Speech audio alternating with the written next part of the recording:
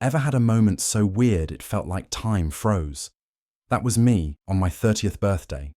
My mom lit the candles, my wife cheered, my little boy clapped, and then my dad, quiet as ever, handed me a small wrapped box. No big deal, right? Until I opened it. Inside was a dusty old toy truck. Looked like it had been buried for decades, and right there, on the bottom, was my name. My full name.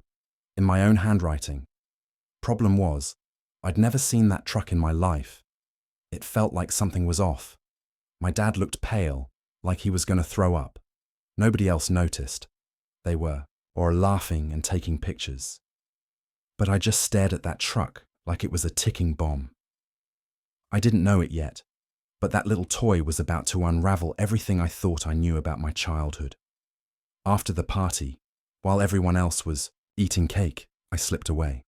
That truck had me all twisted up inside. My dad never liked talking about our past, especially before I turned 6. He always said we started fresh after the fire at our old house. But I had no memory of a fire. And now this truck, something made me go down to the basement. We weren't supposed to mess with my dad's old storage boxes.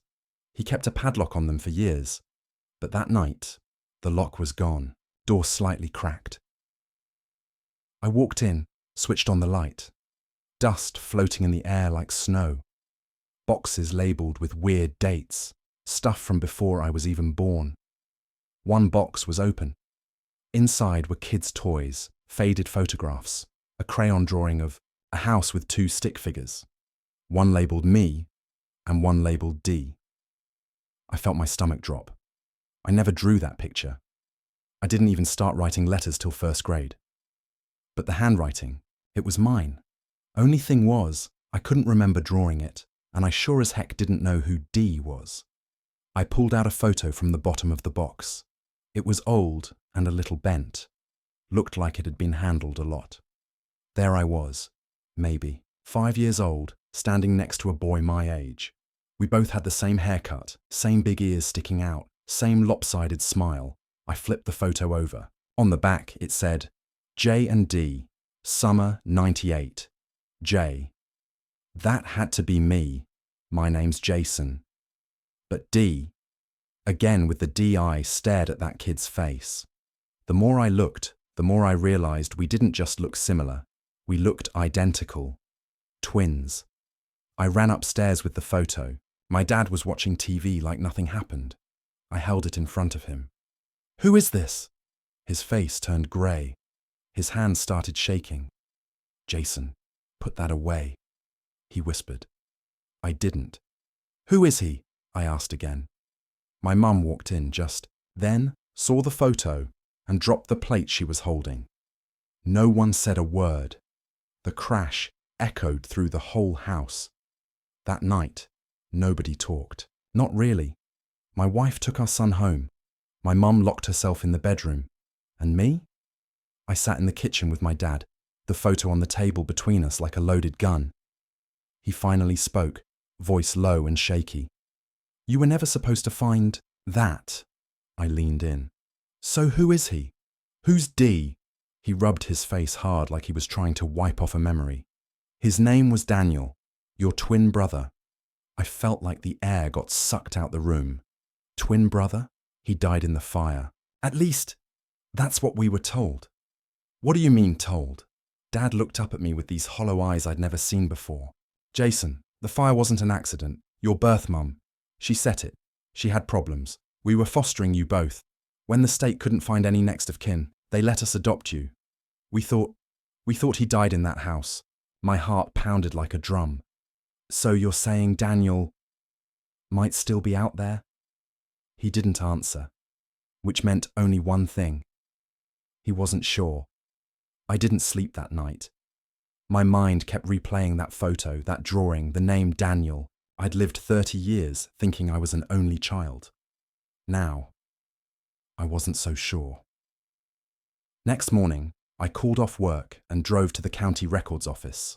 I told them I needed any files on a house fire from 1998. The woman at the desk asked for the address. I didn't know it, so I called my dad. He answered after the 3rd ring. You really want to do this? He asked. Give me the address, I said. 20 minutes later, I had it.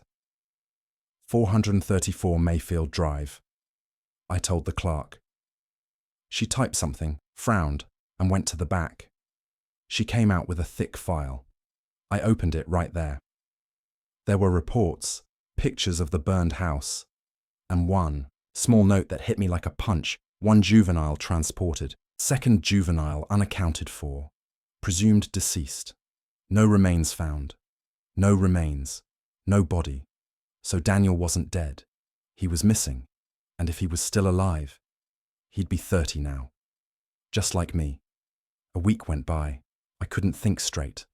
My wife said I was distracted. My boss asked if everything was okay. But how do you explain to people that your whole life might be a lie? Then one Saturday, I took my son to the hardware store, just to fix the leaky sink and try to feel normal again. We were in the paint aisle when I heard a voice. Deep, familiar, but not familiar. You know that weird feeling when something hits your memory but you can't place it. I turned. A man about my age stood near the brushes, talking to the clerk. Short, brown hair, heavy jacket. Something about his posture made my chest tighten. Then he looked at me, and I swear to you, I was looking at myself. Not exactly, but close enough to make my knees go weak. He froze too, like he felt it. Like maybe he was seeing something familiar in me, just like I saw in him.